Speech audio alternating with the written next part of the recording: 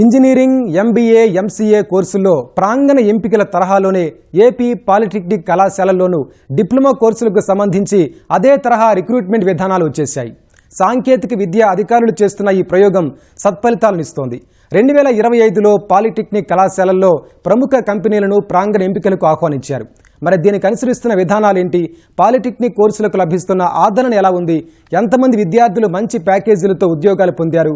ఈ విషయాలను తెలుసుకుందాం. సాంకేతిక విద్యలో నైపుణ్యాలుంటే డిప్లొమా విద్యార్థులు సైతం భారీ ప్యాకేజీలతో ఉద్యోగాలు పొందొచ్చు. రాష్ట్ర వ్యాప్తంగా పాలిటెక్నిక్ డిప్లొమా పూర్తి చేసినటువంటి విద్యార్థులు అనూహ్యంగా 9.5 లక్షల రూపాయల పైనే ప్యాకేజీతో ఉద్యోగాలు పొందడం జరిగింది. కంపెనీలు కూడా డిప్లొమా విద్యార్థుల పట్ల చాలా ఆసక్తి చూపిస్తున్నారు. రాష్ట్ర సాంకేతిక విద్యా విభాగంలో ప్లేస్మెంట్స్ డెప్యూటీ డైరెక్టర్ గా ఉన్నటువంటి రామకృష్ణ గారు మనతో ఉన్నారు. రాష్ట్రంలో పాలిటెక్నిక్ కళాశాల విద్యార్థులకు లభిస్తున్న ప్యాకేజీలు ప్రస్తుతం ఉన్నటువంటి పరిస్థితిని ఆయన తెలుసుకుందాం. నమస్తే అండి. నమస్తే అండి. ఓ విధంగా చూస్తే టెక్నికల్ ఎడ్యుకేషన్ ముఖ్యంగా పాలిటెక్నిక్ విద్యార్థులకి మంచి అవకాశాలు లభిస్తున్నాయి. ఒకప్పుడు చూస్తే పాలిటెక్నిక్ అంటే ఒక నిరుత్సాహ వాతావరణం నుంచి ఈ రోజు ఉత్సాహం ఉంది అనుకోవచ్చా సార్? పాలిటెక్నిక్ విద్య అనేది పరిశ్రమల్లో సూపర్వైజరీ స్థాయి ఉద్యోగాలకు కోసం ఈ విద్యను ప్రవేశపెట్టడం జరిగింది. మొదట మ్యానుఫ్యాక్చరింగ్, సెమీ కండక్టర్, ఆటోమొబైల్, తర్వాత రెన్యూబుల్ ఎనర్జీ, ఎలక్ట్రానిక్స్ ఇలాంటి వివిధ పరిశ్రమల్లో సూపర్వైజరీ స్థాయి ఉద్యోగాలు ఎన్నో ఖాళీగా ఉన్నాయి. వీటన్నింటి కోసం డిప్లొమా విద్యార్థులు రిక్రూట్ చేసుకోవడం కోసం మాకు ఎన్నో కంపెనీల నుంచి రిక్వెస్ట్ రావడం జరుగుతుంది. అదేవిధంగా డిప్లొమా విద్యార్థుల్ని ఈ ఉద్యోగాల వైపు మళ్లించేందుకు మేము తీవ్రంగా కృషి చేస్తున్నాం సార్. అంటే ఒక విధంగా చూస్తే పాలిటెక్నిక్ డిప్లొమా అంటే ఒక చిన్న చూపు ఉండేది, ఇప్పుడు ఆ మార్పు ఏమైనా కనిపిస్తుందా? పాలిటెక్నిక్ విద్యలో hands on experience, skill, machine operation, machine maintenance అటువంటివి తెలియడంతో షాప్ ఫ్లోర్ లో పనిచేసినటువంటి సామర్థ్యం ఉంటుంది. అందువల్ల పరిశ్రమల వారిని సూపర్వైజరీ స్థాయిలో రిక్రూట్ చేసుకోవడానికి ముందుకు వస్తున్నాయి. చిన్న చూపు అనేది క్రమంగా తగ్గే వీలుంది సార్. ఎందుకంటే పాలిటెక్నిక్ విద్యతో వాళ్ళు ఆపుకోవాల్సిన పరిస్థితి కూడా లేదు. పరిశ్రమలన్నీ కూడా ఈ పాలిటెక్నిక్ క్వాలిఫికేషన్ మీద ఉద్యోగానికి ఎంపిక చేసుకుని కొంత అనుభవం గడించిన తర్వాత వారికి ఉన్నత విద్య అవకాశాలు కూడా కల్పించే దిశగా అడుగులు వేస్తున్నాయి. ఇది మంచి పరిణామం. ఏఐసిటిఈ కూడా ఇందుకు అనుగుణంగా వర్కింగ్ ప్రొఫెషనల్ డిగ్రీ చేసుకునే విధంగా ఎన్నో కళాశాలల్లో కేటగిరీ కింద పరిశ్రమలో పనిచేసేవారు సాయంత్రపు రాత్రిపూట తరగతులు కూడా చదువుకునే వీలు కల్పిస్తూ రావడంతో పాలిటెక్నిక్ విద్యకి కాస్త ఉన్నత విద్య అభ్యసించకూడదు అనేటువంటి అభిప్రాయం క్రమంగా తగ్గుతూ వస్తుంది. ఇప్పుడున్న పరిస్థితుల్లో ఎలాంటి నైపుణ్యం ఉంటే డిప్లొమా అయిన తర్వాత లేదా డిప్లొమాలో వాళ్ళకి కంపెనీలు భారీ ప్యాకేజీలు తీసుకుంటున్నాయి సార్? క్యాంపస్ రిక్రూట్మెంట్లు అన్నింటిలో కూడా పాలిటెక్నిక్ విద్యార్హత మీదే అనేక కంపెనీలు ముందుకు వస్తున్నాయి సార్ తీసుకోవడానికి. ప్రతి సబ్జెక్టు కూడా మొదటి అటెంప్ట్ లో పాస్ అయ్యే విధంగా శ్రద్ధ తీసుకోవాలి. కనీసం 50% నుంచి 70% వరకు కూడా డిప్లొమాలో మార్కులు సాధించాలి. ఫండమెంటల్స్ మీద ఆ పర్టికులర్ విద్యార్థికి గ్రిప్ ఉండాలి. కమ్యూనికేషన్ స్కిల్స్, అలాగే వారు నిర్వహించే పరీక్షల్లో యాప్టిట్యూడ్, మ్యాథమెటిక్స్, ఫౌండేషన్ సబ్జెక్టు ఇవన్నీ ఉన్న పరిస్థితుల్లో వారికి డెఫినెట్ గా మంచి కంపెనీల్లో సెలెక్ట్ అయ్యే అవకాశాలు లభిస్తున్నాయి సార్. అంటే ప్రముఖ కంపెనీలు తలక ఎంపిక విధానం ఎలా ఉంటుంది సార్? సాధారణంగా రాత మరియు మౌఖిక పరీక్షల ద్వారా ఎంపిక చేస్తున్నాయి. ఈ రాత పరీక్ష ఆన్లైన్లోనూ జరుగుతున్నాయి, ఆఫ్లైన్లో జరుగుతుంది. సో అదేవిధంగా ఇంటర్వ్యూలు అనేవి కొన్ని కంపెనీల్లో 2 స్టేజ్ల్లో ఉంటుంది, కొన్ని కంపెనీల్లో 1 స్టేజ్లో ఉంటుంది. ఫైనల్గా వాళ్ళని మెడికల్ పరీక్షలు అవి నిర్వహించిన అనంతరం ఆఫర్ లెటర్లు ఇష్యూ చేస్తున్నాయి. కొన్ని కంపెనీలు అదే రోజు ఉదయం రాత పరీక్ష, మధ్యాహ్నం మౌఖిక పరీక్ష నిర్వహించి సాయంత్రానికే ఆఫర్ లెటర్లు చేతిలో పెడుతున్నాయి. అంటే పాలిటెక్నిక్ డిప్లొమా విద్యార్థులకి మంచి కంపెనీల్లో మంచి వేతనాలతో ఉద్యోగాలు రావాలంటే సాంకేతిక విద్య వాళ్ళని ఎలా ట్రైన్ చేస్తుంది? మ్యాథమెటిక్స్, యాప్టిట్యూడ్, రీజనింగ్ వీటన్నిటికి సంబంధించినటువంటి మెటీరియల్ సెంట్రల్ ఆఫీస్ నుంచి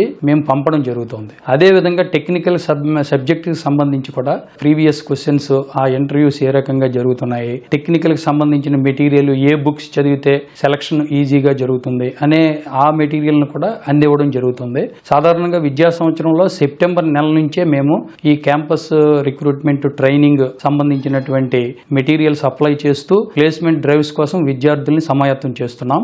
రాత పరీక్షలో సెలెక్ట్ అయిన వాళ్ళందరికీ కూడా అంటే వర్చువల్ మీట్ ద్వారా మేము మాక్ ఇంటర్వ్యూస్ కూడా కండక్ట్ చేసి వాళ్ళ వీక్నెస్ ఏంటి, స్ట్రెంగ్త్ ఏంటి, అలాగే ఎందులో మీరు ఇంకా బాగా పెర్ఫార్మ్ చేయాలి, ఇటువంటి సూచనలు సలహాలు చేస్తున్నాం.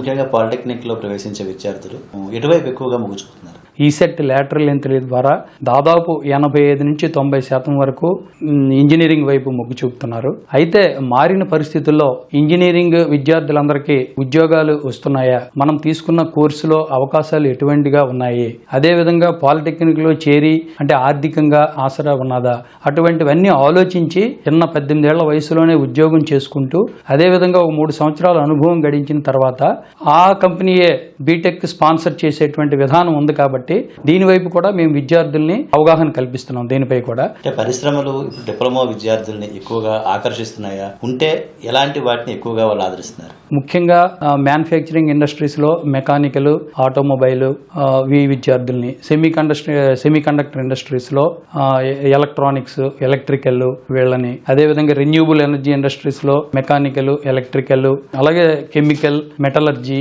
ఆ బ్రాంచ్ల విద్యార్థులకు కూడా, అదేవిధంగా ఐటీ సెక్టర్ లో కూడా డిప్లొమా కొన్ని అవకాశాలు, computer science, electronics, communication students కి మేము కోర్ బ్రాంచ్లు అయినటువంటి అన్నింటికి కూడా మంచి కంపెనీల్లో అవకాశాలు కల్పించే విధంగా మేము ప్రయత్నం చేస్తున్నాం.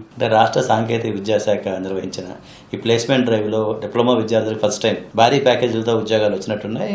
ఎవరెవరికి ఎక్కువగా ఏ కంపెనీలు తీసుకున్నారు, ఎంత ప్యాకేజ్ ఇచ్చారు? సాంకేతిక విద్యాశాఖ నిర్వహించినటువంటి సెంట్రల్ డ్రైవ్స్ లో మినిమం 2 లక్షల నుంచి 8.6 లక్షల వార్షిక వేతనం వరకు మాత్రమే మేము సాధించగలిగాము. సో ఈ సంవత్సరం టెక్సాస్ ఇన్స్ట్రుమెంట్స్ దీంట్లో డిప్లొమా విద్యార్థులకు అత్యధికంగా ఈ సంవత్సరం 9.02 లక్షల వార్షిక వేతనం ఇవ్వడం జరుగుతుందని తెలియజేయడానికి సంతోషిస్తున్నాను.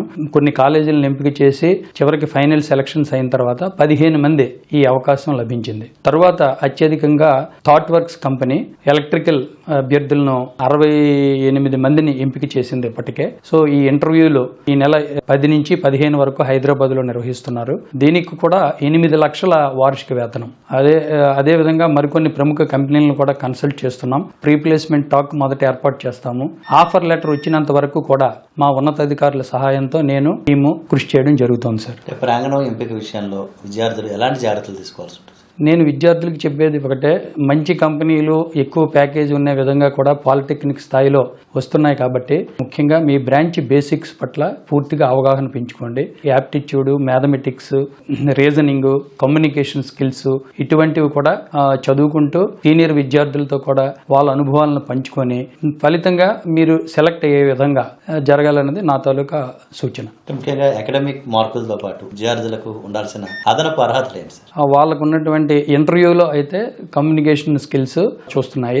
టెక్నికల్ టెస్ట్ తో పాటు ప్రతిదీ ఇంకొక పేపర్ లో చేస్తున్నవి యాప్టిట్యూడ్, రీజనింగ్ అటువంటి సింపుల్ ప్రాబ్లమ్స్ ఇచ్చి ఆ పేపర్ కూడా పరీక్ష పెడుతున్నాయి. ఇంకా సాఫ్ట్వేర్ ఓరియంటెడ్ జాబ్స్ అయినప్పుడు ప్రోగ్రామ్ కోడింగ్ లో కూడా వాళ్ళు పరీక్షిస్తున్నారు. వీటి మీద పట్టు సాధిస్తే క్యాంపస్ ప్లేస్మెంట్ లో మంచి ఉద్యోగం సాధించడం అనేది కష్టం కాదు. ఒకప్పుడు పాలిటెక్నిక్ డిప్లొమా అంటే చిన్న చూపు దశ నుంచి ఈ రోజు పాలిటెక్నిక్ డిప్లొమావే మంచి ఉద్యోగ అవకాశాలకు వేదికగా మారుతోంది. పాలిటెక్నిక్ విద్యార్థులు తమ ప్రతిభతో పాటు విద్యాపరమైనటువంటి అంశాలే కాకుండా ఇతర అంశాలపై కూడా మరింత నిపుణత సాధిస్తే ఖచ్చితంగా ఏడాదికి 9 లక్షల రూపాయలకు మించిన వార్షిక వేతనంతో కూడిన ఉద్యోగాలే పొందొచ్చని చెప్పి సాంకేతిక విద్యా విభాగం technical and placement deputy director Ramakrishna గారు చెప్తున్నారు. విజయవాడ నుంచి కెమెరామెన్ సోమేష్ తో శ్రీనివాస్ మోహన్, ఈటీవీ.